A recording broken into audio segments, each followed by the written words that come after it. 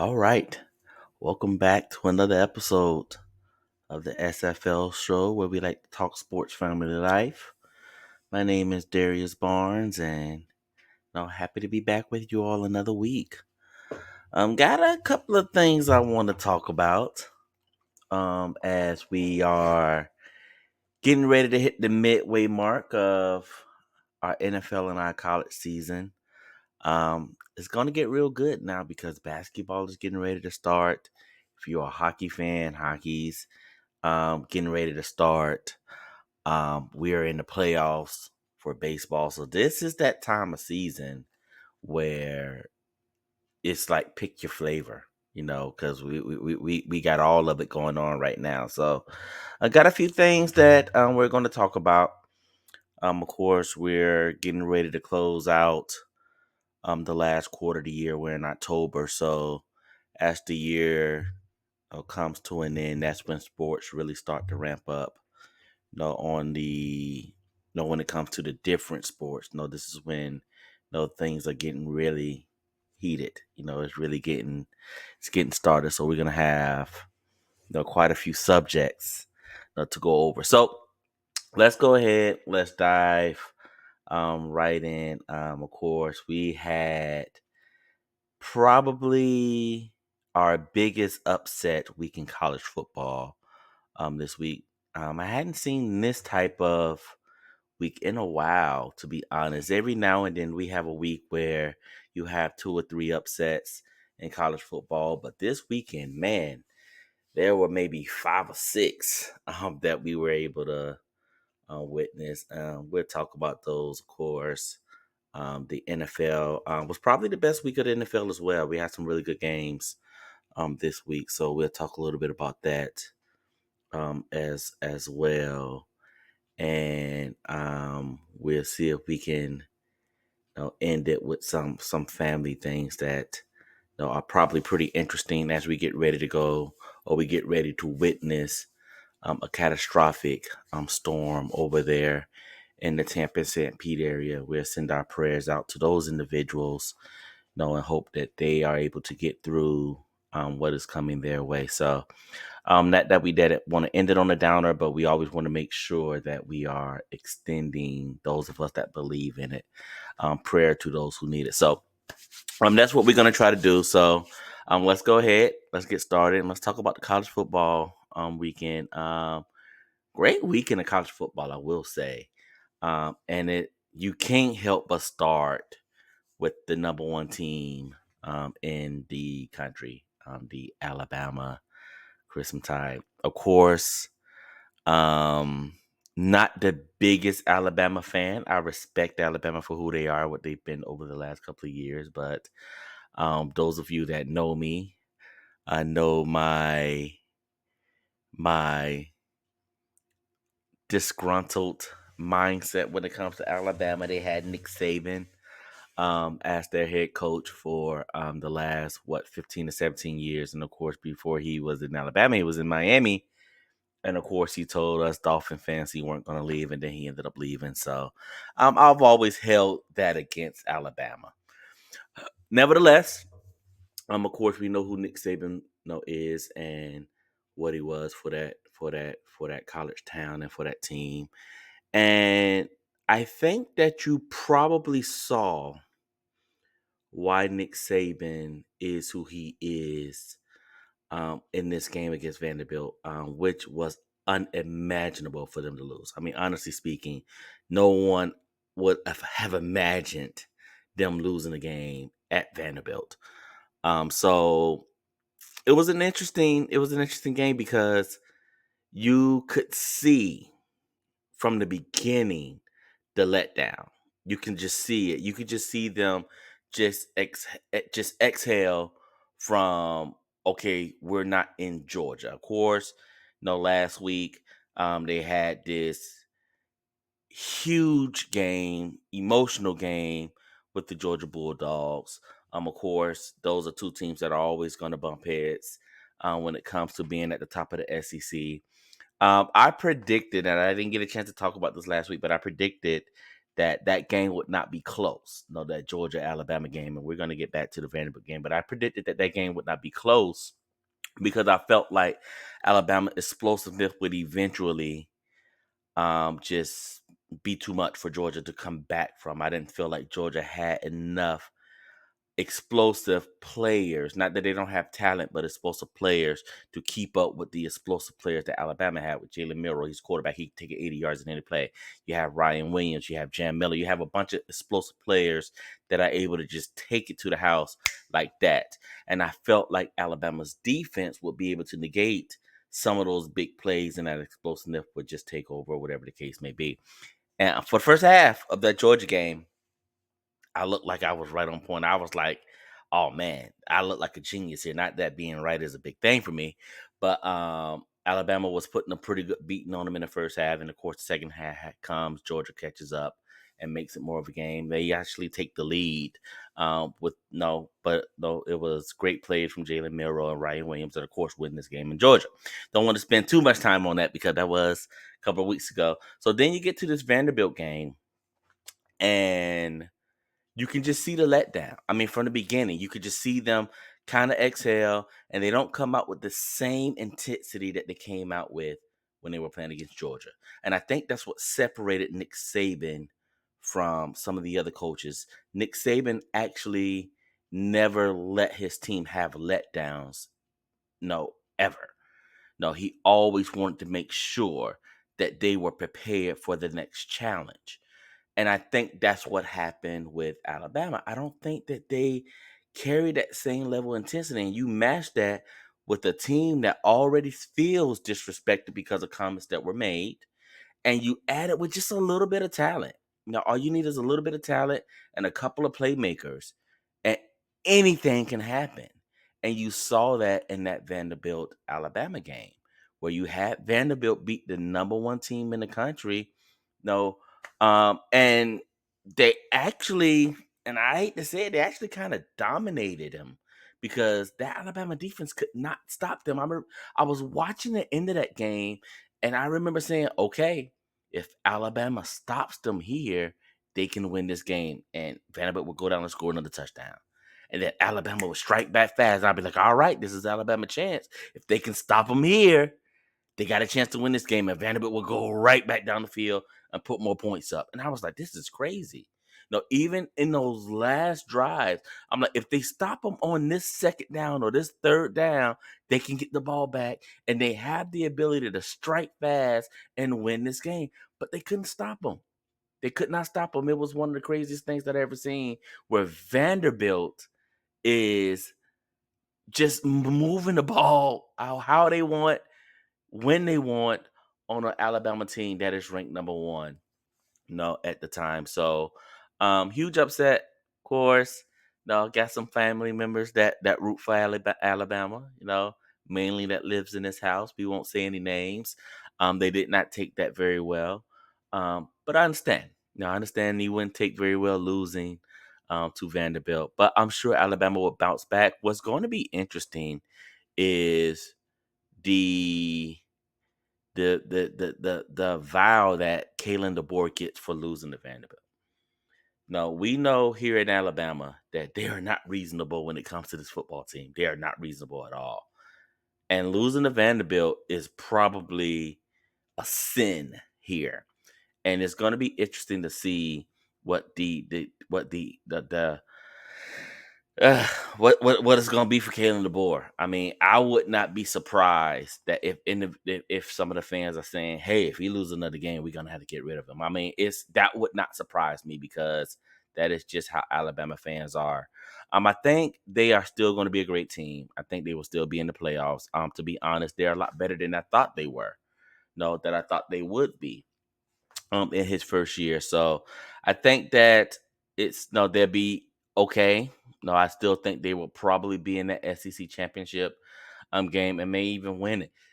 But we'll see what the outpour is when it comes to the comments. I'll be very interested in it. I know Paul Feinbaum has some comments on his show that were very interesting. I'm like, wow, they are way over the edge. But great game. Happy for Vanderbilt. No, this is not something that no you see very often. So I'm glad that Vanderbilt was able to get this win, and I mean, go put themselves in the history books for the time being. So you had that happen. You had some other upsets go on. Tennessee, they ended up losing to Arkansas in a very close game. I don't know how much of an upset it was in the Michigan Washington game, to be honest. I mean, of course, being a Michigan fan, watching that game, very disappointing that no, Michigan doesn't have a quarterback, and it's so interesting that right now we're at game 5, game 6, and they're still trying to find their footing at the quarterback position. I don't know if this falls in the. I guess it will fall in the upset because Michigan was ranked and Washington was not. But if you've watched Michigan play this year, no, they have not shown the ability to really finish games out. Although they play really good defense. I won't say great defense. They play really good defense. You can still see that they have some struggles even on the defensive side. I'm not a real big fan of the Wink Martindale defense. And it's not because he's not a good defense coordinator. I feel like, and not that I'm a defense coordinator, I feel like his defense is somewhat predictable.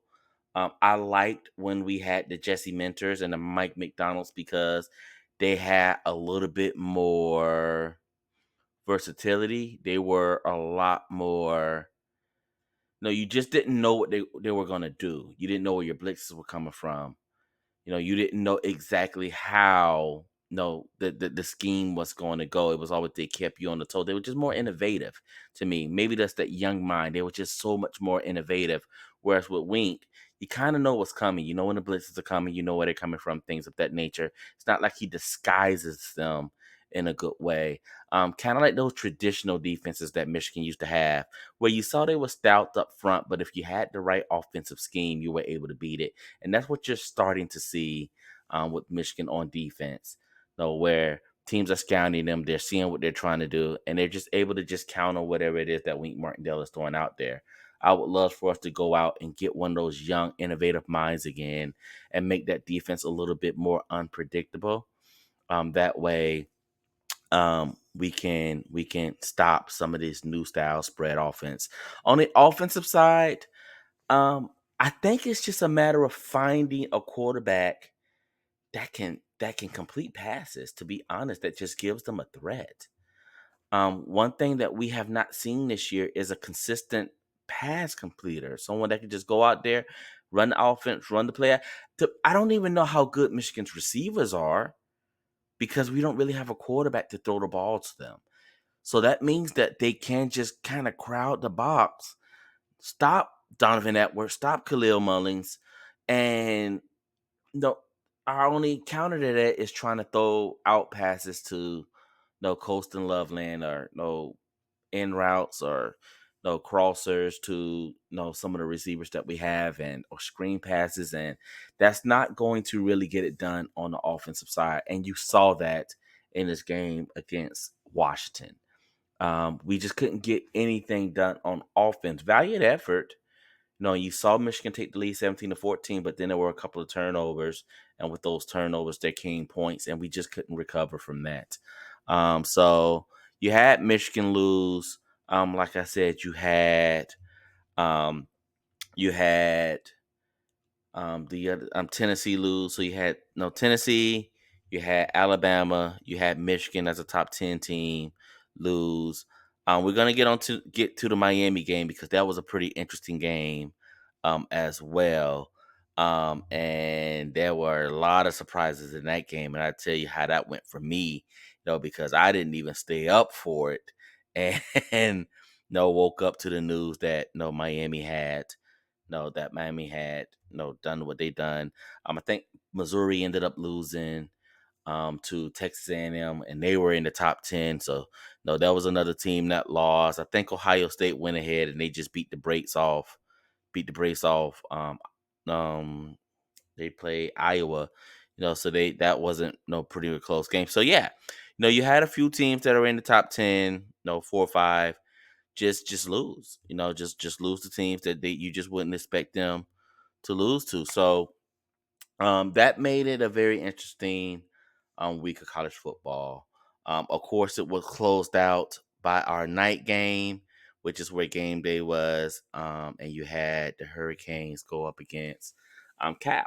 No, and I'll be honest, I hadn't watched Cal play this year either. So that was a very interesting game because Cal was destroying the Hurricanes. I was watching it and I'm like, man, this Cal is good. I was looking at their schedule and I saw they'd beat Auburn, pretty much with no problem. But you don't really look at Auburn as a powerhouse. But they were just handing it to Miami. And we thought that Virginia Tech game a couple of weeks ago on that Friday night was a tough game, and you thought that okay, maybe they overestimated or underestimated Virginia Tech, and Virginia Tech just kind of hit them in the mouth, and they had to come back, and they wouldn't make that mistake again. Well, here it is, a week later, and you're kind of seeing the same things, where they're kind of being dominated on the defensive side of the ball. They're just being pushed around, and Cal is able to move the ball when they want, how they want.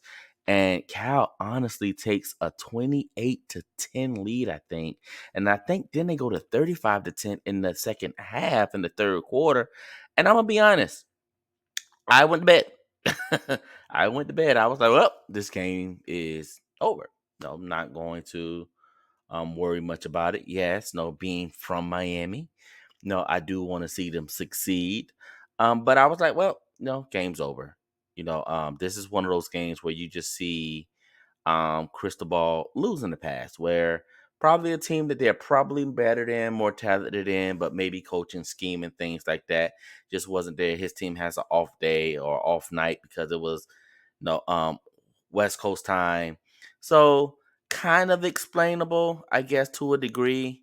When it comes to the lack of competitiveness, I guess. But hey, what are you gonna do? No, so you're expecting that fifth or that sixth top 10 team to go down. Well, I wake up Sunday morning, to get ready to watch the London game. And of course, though, those of us that watch sports, we probably all have sports alerts. And it's talking about this 26-point comeback, that Cam Ward has led Miami to. And I'm like, what? So now I'm like going back through and I'm looking at things.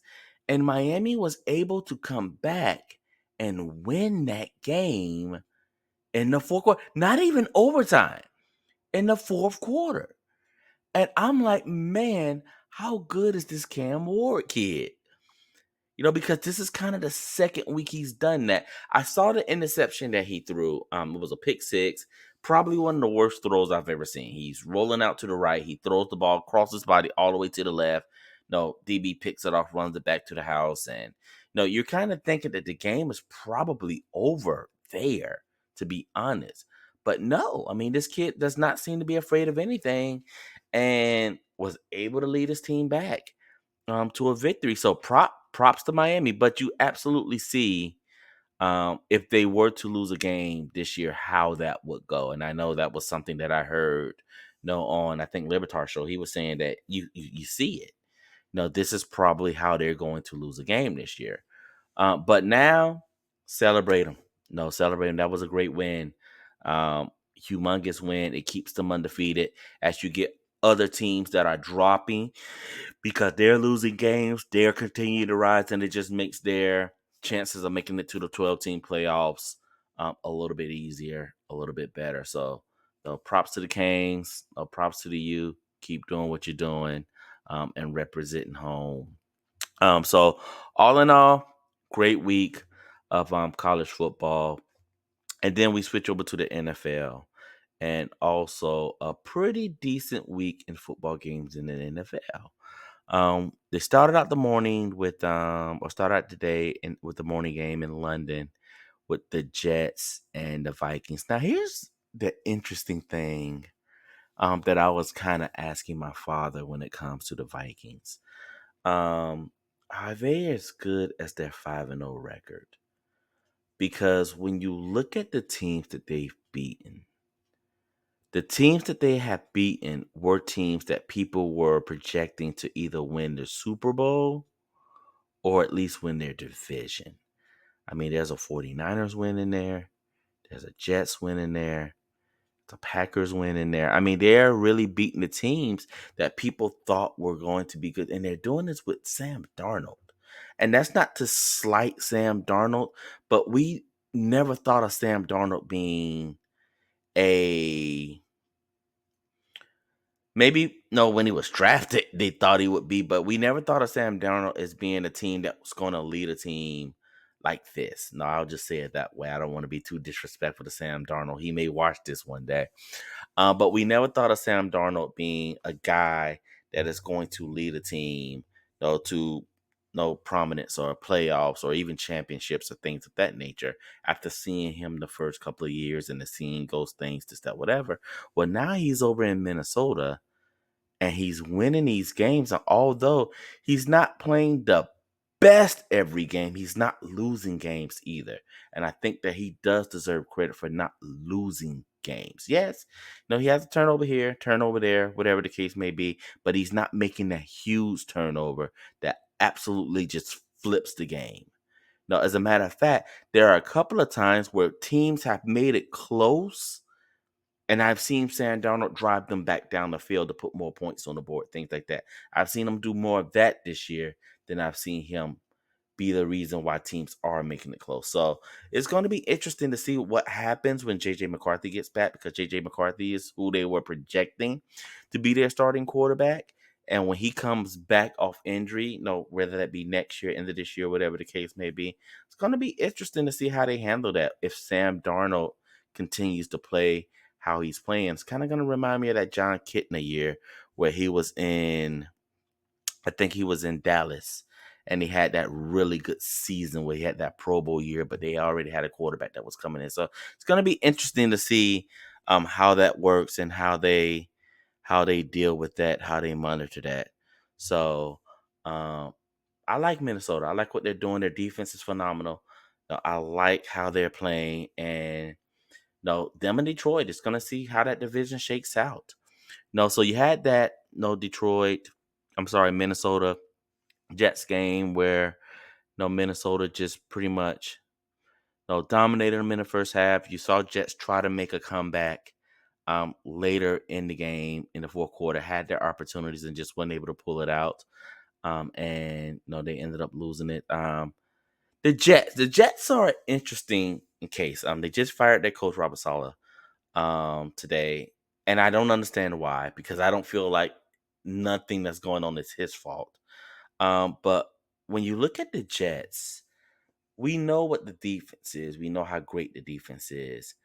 It's the offense that continues to hold them back or hold them down, and they felt like Aaron Rodgers being there was going to make it better, and it hasn't. To be honest, I know there are some individuals that feel like the Jets are in the Super Bowl or bust window. Though to be honest, they feel like it's Super Bowl or bust. It's looking like bust no right now because at this moment they're not a Super Bowl winning team, and a lot of that has to do with Aaron Rodgers. Now, over my lifetime of watching football, Aaron Rodgers, and this is something that my brothers have disagreed with me on, but Aaron Rodgers has been the most talented quarterback that I've ever seen play the position. Now, me personally, now that's just my personal opinion. To me, he was the first quarterback that I've ever seen from beginning to end that I felt like did not have any weaknesses when it came to the quarterback position. He was smart. He was accurate, can make every throw. He was mobile. He didn't turn the ball over. I mean, it was everything that you wanted a quarterback to be, everything that you wanted a quarterback to do. Now, I think Patrick Mahomes, in my eyes, is Aaron Rodgers 2.0. No, and that's just how I look at it. That's who Aaron Rodgers was to me. I'm not saying he's the winningest quarterback. That's not what I'm saying. I'm just saying from a talent perspective, Aaron Rodgers is the most talented quarterback that I've ever seen. He was John Elway without the turnovers. No, to be honest, can make every throw, smart, mobile. I mean, everything that you wanted a quarterback to do, Aaron Rodgers could do it. And you could just tell he's getting old. And I don't want to call him an old man because I'm older than him. No, so if he's an old man, no, that makes me an old man. But in football years, no, like we do dog years, in football years, he's old, and it shows. I mean, he's still trying to do a lot of the same things that he did when he was younger, and he just can't do them anymore. You know what? I won't say he just can't do them anymore. I'll say that defenses have gotten so smart now that those things don't work anymore. I'll say it that way. They don't work anymore. So if there's not any innovation, if there's never not any creativity, if you can't throw the defense off in one way or another, then you kind of look like the Jets look on offense, to be honest. No, and there are other teams that look that way as well, and we're going to get into the Dolphins and all of them as well. But yeah, you kind of look like the Jets on offense, where it's just no creativity, and then they fired a head coach who probably has nothing to do with the offense because he's not the one that hired Nathaniel Hackett, and no, he's not running the. No, so I don't understand I don't understand the move. I'm like, okay, well, what does that fix? Because the offense is the issue. You just fired the defensive guy, so I don't know. We'll see what's gonna happen with the Jets, but I think they're in a really tough situation right now, and some things really need to change, especially on that offensive side of the ball. So you had that game, morning game. My afternoon games were pretty fun. You had that Ravens Bengals game. Uh, you know, Lamar Jackson to me gets a lot of flack for the plays that he does not make. No, I have a brother who's a Ravens fan, of course. My wife, she likes the Ravens, but he gets a lot of flack for not making the play in the critical times. No, like the throw that you need to make to be big time. A lot of times they feel like he doesn't make that throw. No, or that turnover that you can't have. A lot of times he probably makes that turnover, whatever the case may be. You actually saw it. No, in this game against Cincinnati, to be honest, you kind of saw it, even though he was having a phenomenal game, turnover at just the worst time. But I'm saying that to say, for the plays that he doesn't make, that you all want to see him make, like at that crunch time, man, some of the plays that he does make, they're crazy. I mean, this play where the ball is hiked, he fumbles it, he looks up, fumbles it again, he picks it up, he rolls out to the right, he gives Sam Hubbard a stiff arm, pushes him back for a minute. Sam Hubbard comes back, he gives him another stiff arm as he's continuing to look down the field, knocks him down as he's rolling to his right out of bounds. He pump fakes the safety out of position and then throws the ball up to Isaiah Likely for a touchdown. And you're looking at this and saying, how? You know, and you know what it reminded me of? This play reminded me of the movie The Program, if you've ever seen The Program. And the last play of that game where you have Joe Kane, who's the quarterback, and Omar Epps is the running back, one of the goofiest football movies that you will ever see. Now, of course, my younger brother, he loves it. But on the last play of that game, the ball is hiked and Joe King just drops the ball or he fumbles the ball as he gets it and he goes and he fumbles the ball and now the ball is just rolling on the floor and he kind of just scoops it up while he's running and he just kind of throws it to the running back in the end zone for the winning touchdown. And you're looking at that movie, you're like, that play would never happen. That is the fakest play I've ever seen. And Lamar Jackson just did it. He just did almost the same play that you saw in the program where you're like, that would never happen. That is how amazing that dude is. Now, here's the flip side of that. He will come back and give you that turnover at the worst time, like we saw, where he kind of fumbles the ball again where he's not looking at the snap. He's probably looking at the coverage, whatever the case may be. He fumbles the ball and he's trying to pick it up, but he's trying to keep his eyes downfield. And of course, the ball just get kicked around. Cincinnati recovers it. And it just so happened that Cincinnati misses a 50-yard field goal. Don't know why they did not try to score another yard. They did not. Of course, no, they missed the field goal. The next play, Derrick Henry gets the ball, runs it 50 yards down the field. They got a 24-yard field goal. Baltimore says, we're going to just go ahead. We're going to win the game right now. We're not going to risk a fumble or anything like that. And they win that game. Great game. Feel bad for Cincinnati. No, they're 1-4 now. Don't know why they can't win any games. Don't know what's going on with them. I'm not going to blame it on Joe Burrow. I do think Joe Burrow had a phenomenal game. He's just not winning. I don't know how to talk about Joe Burrow and the Cincinnati Bengals right now. I will be honest with you. I just don't know how to talk about them because that was a point in time where I like Joe Burrow's got to do more. Then it kind of seems like he's doing more, and it's like, well, no, I don't know. I'm not gonna try to make it seem like I'm an expert, but Cincinnati is in a bad spot. They're 1-4. I think that they may want to start thinking about what their next move is going to be, as far as this season, who they're going to pay, who they're not going to pay, and start looking at that because it's going to be hard for them to come back from 1-4 and make it to the playoffs. So you had that game. You had the Houston Buffalo game, which was probably one of the premier games as well, and Josh Allen did not have a great game. This is probably one of the few games where you saw Josh Allen really need weapons. You could tell that he really had no one to throw the ball to in this game. He was 9 for 30, like 170 something yards. Just not a Josh Allen game. We look at Josh Allen as one of the top quarterbacks. He is one of the top quarterbacks. And Houston was able to, pretty much, neutralize him in every way, pretty much shut him down. The thing that I felt needed to get a little bit more attention was the concussion.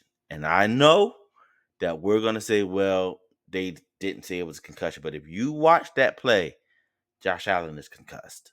I mean, he's getting pulled down and his head slams up against the floor and he literally knocks himself out.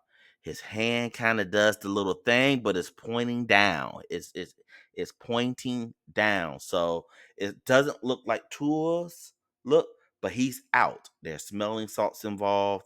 And somehow, some way, he's able to come back into this game. It reminded me of the Buffalo game with Tua, where he gets pushed back, he hits his head, and he's able to come back in this game. It's kind of the same circumstance, same situation, but you can just tell that things aren't right from that moment on, especially the way that game ended. Now, I know Sean McDermott is going to take the blame for what happened at the end of that game, but let's be honest. Some of those throws that Josh Allen made, he completes. No, they were short armed. They were, no things that I mean, I've seen him complete those throws. Now, you can have the argument on whether they should have been throwing the ball or not. No, I'm all for that. I heard Dominique Foxworth say on Get Up this morning they were trying to win the game. They were trying to win the game. There's nothing wrong, but you got Josh Allen at quarterback. And anytime that mutant is back there, you try to win the game. I that's an agree disagree thing. I'm not saying that, but I will say, especially that third down throw, I've seen Josh Allen complete that. I've seen him complete that pass. He's just he short opted it, skipped up to the, and I'm thinking that a lot of that is because he was concussed, and I'm thinking that even to the point where Josh Allen is I mean, he's a veteran. He's not a rookie. I think he has some say in what plays they call.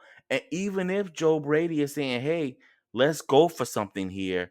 First down, okay, let's throw the ball. Second down, okay, let's throw the ball. I think Josh Allen has enough seniority where he can say, you know what, let's just go ahead and just run it, because if we incomplete this pass, if the pass is incomplete, time stops and we punt the ball back over to them with 3 timeouts, and we don't want to do that. I think he has the ability to say that, to be honest. I think he has a little bit seniority where he can put that bug in his coach ear, like, no, no, let's go ahead and let's go in the overtime because we'll probably have a better chance of winning it there than on our 4 yard line trying to throw the ball 30 yards down the field. No, and then what happens when you complete that pass? No, it's not like you're going to be able to, you know, kick the field goal from there. I mean, you still needed like 60 yards to get into field goal position. So I think that he just was not in his right state of mind. And it's going to be interesting to see how they investigate that. It's going to be interesting to see what comes from that. Especially seeing the smelling salts on the sideline, things like that. So Houston was able to pull that game out. No, Fairbairn kicks 58-yard field goal, wins the game as time is expiring.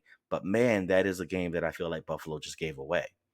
No, so we'll see. What's going to happen. From there on out.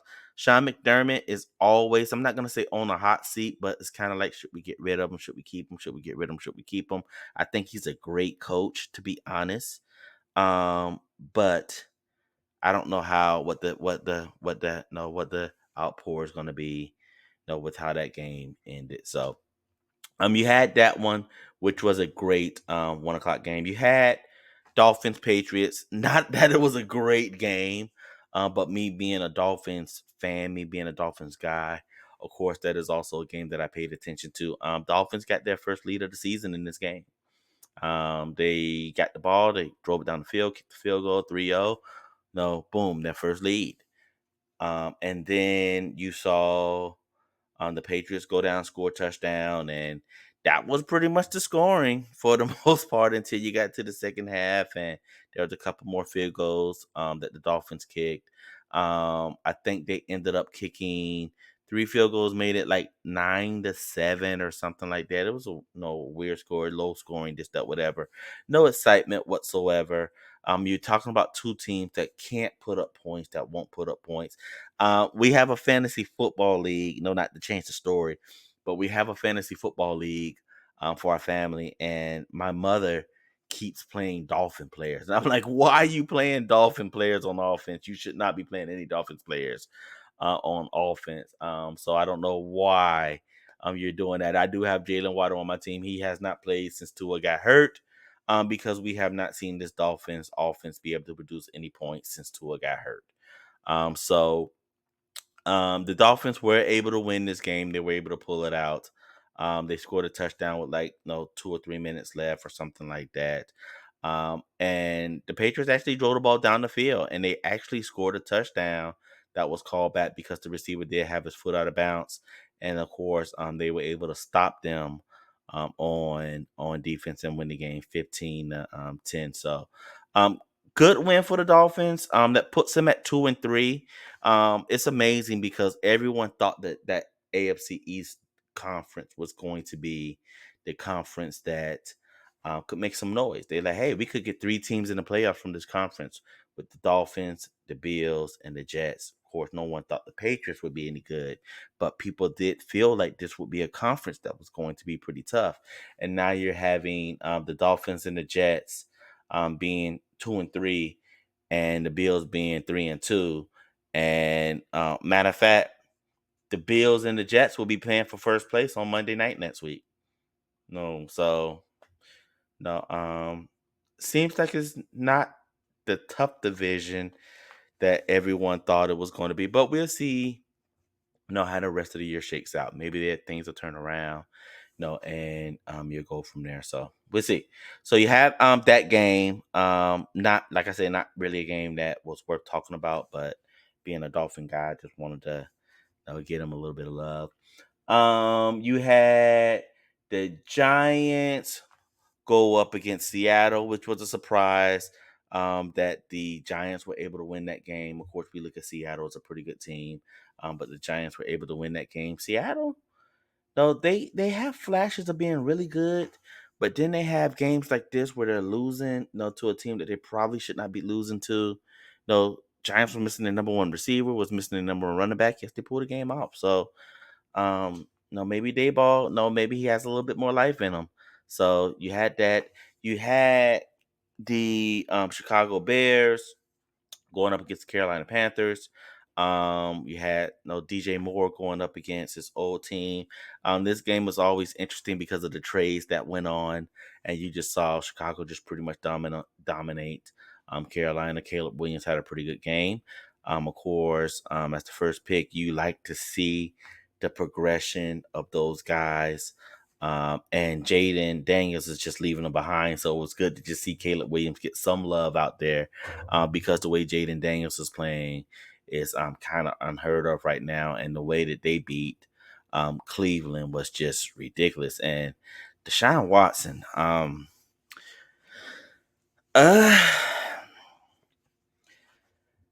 I don't know what Cleveland's gonna do. To be honest, I don't know how they are going to navigate the Deshaun Watson debacle, and I can just imagine them looking at Tampa Bay and Baker Mayfield and being like, "Why did we do this? No, what was the reasoning for moving on from Baker Mayfield? Because you've seen Baker Mayfield be better since he's left Chicago. She's since gotten older and learned, a little bit more about how to play that game. So, yeah, it's going to be interesting to see what they do. Washington looks like the best team in the NFC East. I mean, the Cowboys don't look very good, although they did win in the Sunday night game against Pittsburgh. Of course, the Giants, they don't look the best either. The Eagles, they're having their struggles.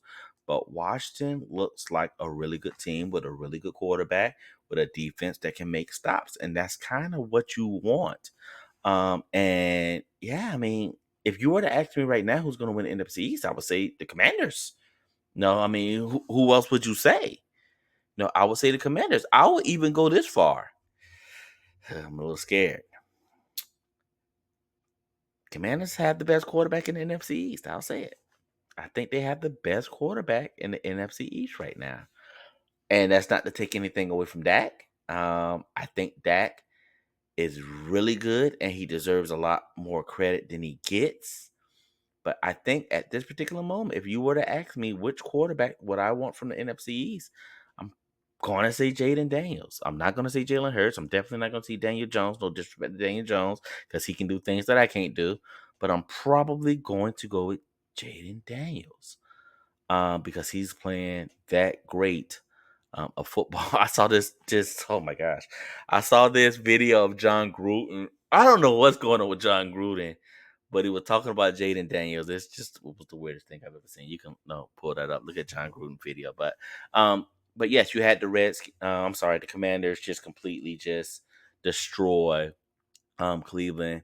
And Cleveland may be one of those teams like Cincinnati where you start seeing them just start to make some changes and figuring out exactly what they want to do and what their team is going to be, as they move forward. So you had that. You had the 49ers lose to the Cardinals in the same fashion that they lost to the Rams. And we can say that the injuries are probably starting to catch up with the 49ers. I think in this game, the injuries did play a part. Jake Moody did go out their kicker, and you will see that they lost by 1 point. That probably changed their play calling, things like that, due to them not having a kicker. I don't know why teams don't carry more than one field goal kicker, but no, okay.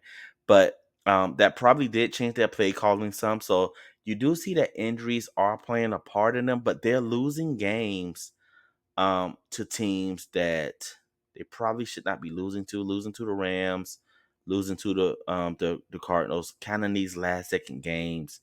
That's un-49er like. No, if that's no a way of saying it. We know the 49ers for being super physical.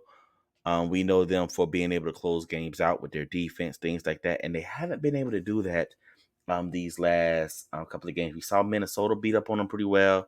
We saw the Rams actually be able to move the ball when they needed to. And we saw the Cardinals Sunday as well. You really saw James Conner do some tough runs in some big time plays. We saw Kyler Murray on a fourth down play just drop back and be able to make a play to Marvin Harrison Jr. I mean, you're just not seeing 49ers play the way the 49ers normally play. Do I think they eventually get it together? Yes, because I think they're too talented not to. But for them to be in the situation that they're in right now at this part of the season is very, very interesting. And like I say, we'll see what happens. No, we'll see where they go from there. We'll see if they can get it fixed. I'm sure they will still be there at the end, but they're not looking like that Super Bowl contender that we're used to know them being. So you had that game happen. Um, then you had the night game with the Steelers and the Cowboys. Oh, it was a rain delay, so of course it started super late. Another interesting game. Pittsburgh played the way I thought they would play, um, but I thought that way would win the game for them, and it didn't. No, Dak was able to come back and win that game at the end with that defense with CeeDee Lamb. No, pretty much for the most part. He was throwing the receivers that I never really heard of. I've seen them before, but I never really heard of them. Couldn't tell you what colleges they went to. And that defense was able to make stops when they needed to. And they were able to win that game. Dak leading them down the field, though scoring that last second touchdown to get them that victory. So um, that's a Pittsburgh loss where their defense is playing great throughout the game, and then of course they allow that last drive to win it. That's kind of how games go when you're Pittsburgh. One of the big questions are, what do you do with Justin Fields now that it sounds like Russell Wilson is getting healthy? I personally think they should stick with Justin Fields. I think he's been playing well, not great, well, and I don't see it being better if Russell Wilson comes back. It's not like, okay, well now we got something going here. I don't see it being that way. I haven't seen Russell Wilson play good in 2 years, 2 or 3 years. Now, of course, the stats would tell you different. Stat wise, in Denver last year, he had pretty good numbers, but he's not in Denver for a reason. So it's going to be interesting to see what they do as well. And then, of course, you had the Monday night game where you had the Chiefs 5-0 go ahead and beat the Saints in a, not going to say lackluster, but game where there was not much excitement. Derek Carr had the huge play down the field to Rashid, Shaheed, whatever. No, I don't know how to pronounce his name, the receiver. Number 22 at receivers. Wow. But you had that big play. You had the Travis Kelsey flip back play, um, which is always fun to watch. But other than that, and a couple of Patrick Mahomes runs, there was not a lot of excitement going on in that game. But the Chiefs are 5-0. Chiefs are 5-0. And their offense still is not playing well. And that's kind of scary, to be honest, that they're just continuing to win games and they're doing it with their defense, with their offense really just not still trying to figure some things out. Now they have Patrick Mahomes, so of course, when you're trying to figure things out, just having that dude back there helps. Because he's not going to lose games for you. But I think that as you start to see their receivers come back, Hollywood Brown is out, Rasheed Rice is out, Pacheco is out. So they're dealing with some injuries. I think they had one of their offensive linemen go out yesterday. So they're dealing with some injuries as well. But they're still winning. No, they're still winning. So you can say they're probably not as good as they've been in the past, but their record don't reflect that. So they're 5-0. They haven't lost. So um, good luck trying to beat that team when they start to come together. Because although you may say that they're not clicking on all levels, they beat the Ravens. They beat the Bengals. They beat all the teams that we are saying are good. So we'll see. No, we'll see what happens with the Chiefs. I think they're just like, not like always, they're gonna always be there. No, they're gonna always be there in the end. So bye weeks have started. So you saw Detroit have a bye week this week. You saw a couple other teams have bye weeks this week. So as bye weeks start, make sure you're checking your fantasy football lineups and making sure that you're not keeping players in there over on the bye week. So great week of sports. No college. and NFL. Great weekend for myself personally. Got a chance to head down to be with family.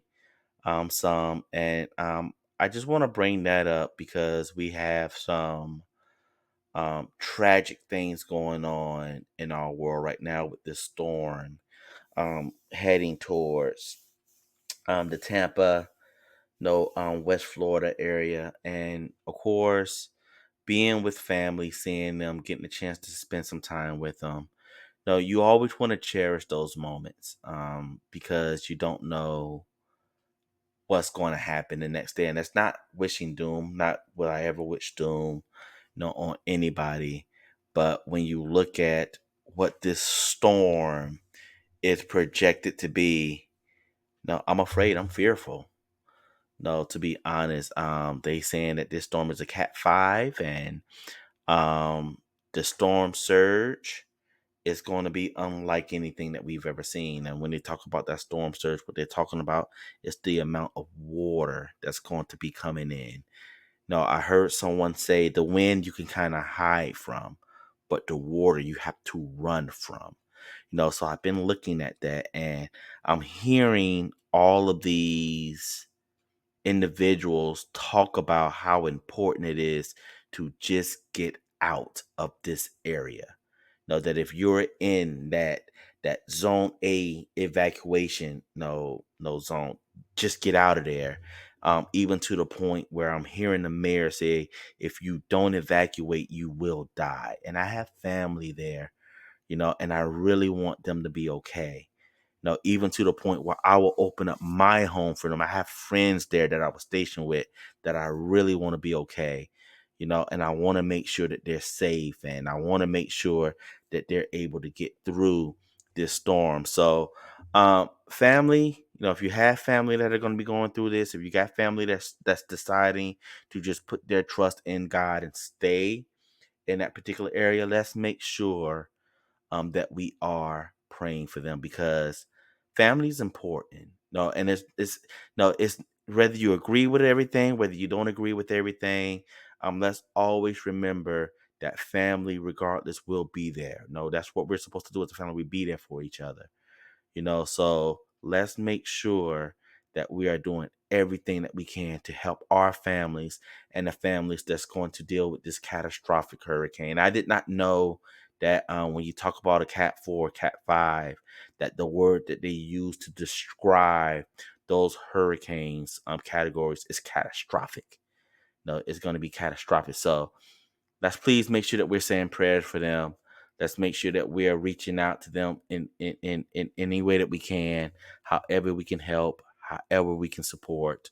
Let's do what we can for that Tampa area. If you know individuals that are in that area, if you know individuals that are deciding, to stay in that area, let's make sure that we're reaching out to them. That way, we at least know where they are, how to find them, things like that. If cell phones or anything like that go down, we can always say, "Hey, last time I talked to them, this is where they say they were," and let's try to get someone over there to help them and make sure that things are okay. This is nerve wracking for me. I have an uncle, I have an auntie, I have no cousins that are there. They're deciding to hunker down in the area instead of evacuate. So we're definitely going to make sure that we pray for them, that that God will protect them, shield and protect them as this storm comes their way. We know nothing's too hard for God. Those of us that do have that faith, I would ask that you would please say a prayer for those individuals that are going to be dealing with what's going to be coming here in the next day or so. So, with that being said, we're gonna go ahead. We're gonna sign off. No, love you all. Continue to watch it. Continue to subscribe. Continue to give me ideas on things that you would want to hear me talk about. I really don't have any limits or anything that I won't touch. So please just give me some ideas of things that you would like to hear or even discuss with me, and maybe we can have you on and we'll talk about it together. So you all take care. Hopefully the next time that we talk, though everything is okay at Tampa. Everybody's family is doing well, and we were able to celebrate, life, and all the goodness that it brings. So with that, we're gonna go ahead and go. Much love. No, talk to you next time. Peace.